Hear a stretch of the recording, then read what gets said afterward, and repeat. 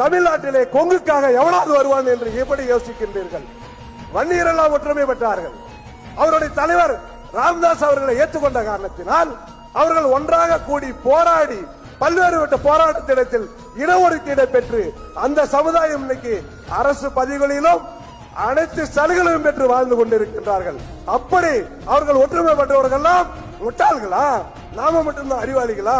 தலித்தெல்லாம் ஒன்றா சேர்ந்ததனால்தான், திருமாவளவனை தலைவராக ஏற்றுக்கொண்டதனால்தான் அந்த சமுதாயம் இன்று அத்தனை பக்கமும் அத்தனை சலுகையும் பெறுகின்றது. ஆனால் கொங்கு வேளாளர் மாத்திரம் அங்கங்கே நாய் சங்கம் நரிசங்கம் வச்சுக்கிறேன்.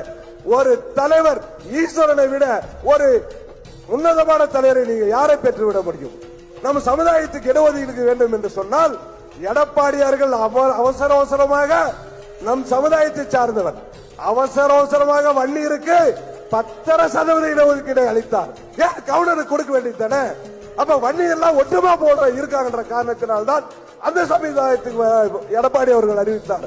அப்ப கவுண்டருக்கு யார் கேட்பாங்க? நீ நாங்க கொடுத்துருவாங்களா? கொங்கு மண்டலத்தில் இருக்கிற ஒவ்வொரு கவுண்டரும் அண்ணன் ஈஸ்வரன் எங்கே செல்கிறாரோ அங்க என்னைக்கு ஓட்டு போடுறீங்களோ அன்னைக்குதான் மாறும். அந்த ஜாதி பார்த்து பயிர்றாங்களா? ஓட்டு ஒற்றுமையா போடுகிறார்கள். தலித்தாக இருந்தாலும் வன்னியர்களாக இருந்தாலும் முஸ்லிமா இருந்தாலும் அவர்கள் ஓட்டு அவர்கள் ஒற்றுமையாக போடுகிறார்கள் என்பதற்காக